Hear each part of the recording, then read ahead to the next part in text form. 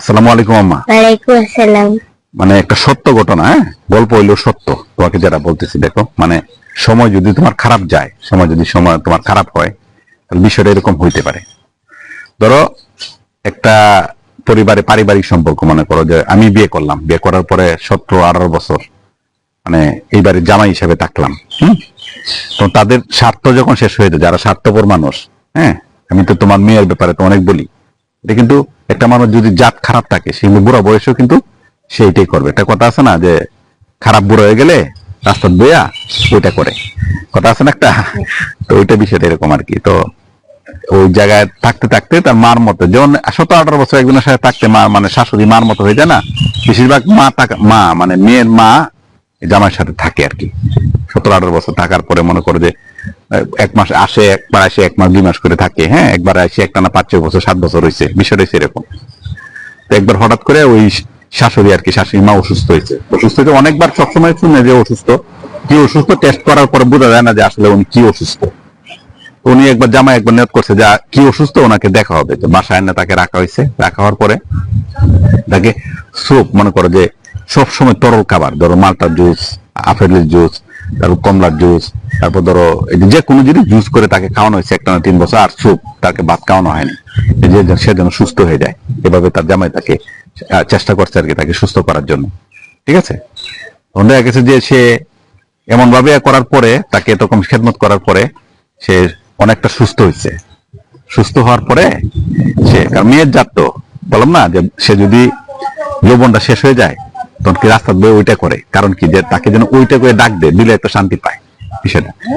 তো আমি কেন বলতেছি তোমাকে, তখন সে বাসা চলে গেছে, সে তখন অসুস্থ হয়ে হয় না।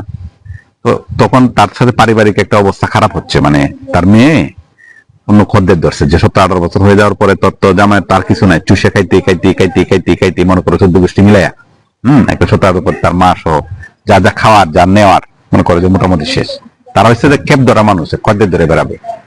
কথা বুঝতে পারছো? খদ্দের তো বুঝো, মানে গার্লফ্রেন্ড বয়ফ্রেন্ডের কথা বলতেছে, ওরা তো খদ্দেরই বলতে হবে, কারণ তখন জামাই যার কাছে রয়েছে তার তো একটা মায়া আছে, মায়া থাকার কারণে বলছে যে অবস্থা খারাপ বুঝে, তো বলছে যে আপনার আম্মা, তখন শাশুড়ির সাথে ফোনে কথা হয়, আপনার হাতে অনেকদিন ধরে খাবার খাই না, আপনি আমাকে করেন, এই যে একটু তরকারি ভাগ করে পাঠায়, আপনার হাতে খাবার খাইতে ইচ্ছা করতেছে,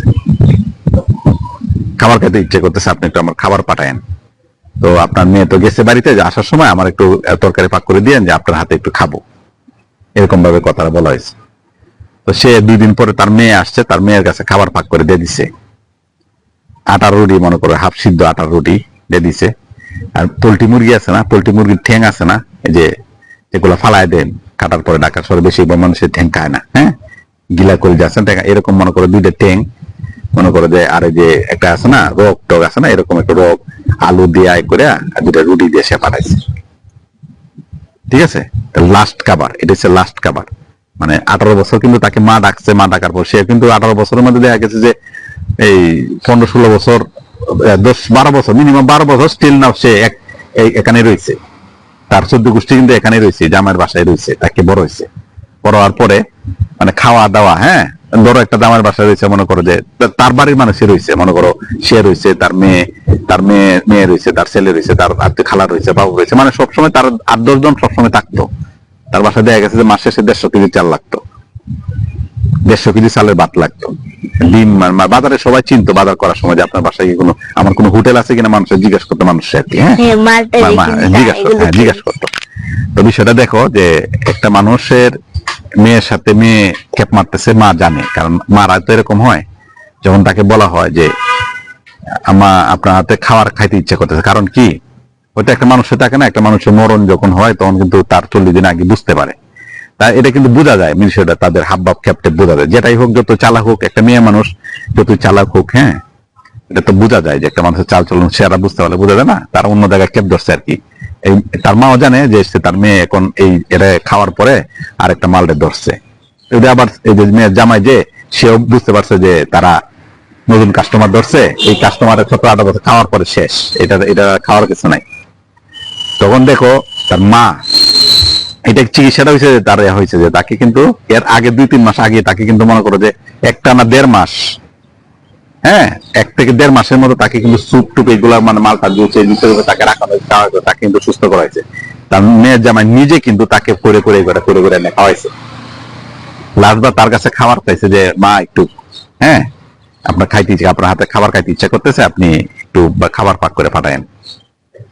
মানে খারাপ অবস্থা, সে খাবারটা পাঠাইছে। মানে রুডি মানে জানে যে, সে তো জানে না 17-18 বছর রয়েছে, তার মেয়ে জামাইয়ের কি অবস্থা, কি খায় না খায় কি সে জানে না, সে অবস্থা কিন্তু জানে। সে কিন্তু তোমার ওই যে ট্যাং পাঠাইছে। হ্যাঁ, আমি ছবি তুলে দিতে পারতাম কিন্তু আমি দিচ্ছি না। মানে শেষ খাবারটা তোমার এই খাবারটা সে পাঠাইছিল। আমি তোমাকে বললাম কি, তোমাকে যে কোনো সম্পর্ক তোমার বান্ধবী করে, যদি তার মা খারাপ হয় তার সাথে বান্ধবীর সম্পর্ক রাখবা না। ভাইয়ের বিয়ে তো দূরের কথা, তোমার আত্মীয় স্বজন দূরের কথা, এটা কি ছেলের ক্ষেত্রে হইতে পারে। তুমি যদি কোনো বন্ধু, ছেলে বন্ধু হয় তোমার, বড় হইলে হওয়ার পর দেখবে তার মা যদি খারাপ হয়, তার বাবার সাথে এরকম হয়, তার সাথে সম্পর্ক রাখবা না। কারণ খারাপ কখনো ভালো হয় না। সে বুড়ো হইলে বললাম না যে খারাপ যখন বুড়ো হয়ে যায়, রাস্তার মধ্যে ওই কাজটা করে। কারণ কি, ওই কাজটা করলে কি হয়, মানুষে তোমার ওইটা বলার পরে তার শান্তি পায়। হ্যাঁ, এরকম আমার পজিশনের লোকটা যদি তোমার এরকম করে, এরকম খাওয়া দাওয়া করে, খাওয়ার পরে যেরকম ট্যাং দিয়ে দেয়, তা সে তো জানে যে এই লোকটা কি খাইতে পারে, কি পারে না পারে কিনা, আদর করে চাইছে। সেও জানে যে লোক এরা খাওয়ায় লাভ কি, কারণ আমরা তো যা খাওয়ার খাই ফেলাইছি, ওরা এদিকে ইনভেস্ট করে লাভ কি, ওর পিছনে আমার খরচ করে লাভ কি। হ্যাঁ, এমন চাইছে, বুঝো না, এখানে আরো কয়েকদিন থাকবে, এখানে কাজ শেষ হয় না এখনো, এতদিন চলবে, তো এটা তো তাও একটু করার দরকার আছে না। ওই হিসাব করে তোমার এই ঠ্যাংগুলা পাঠাইছে।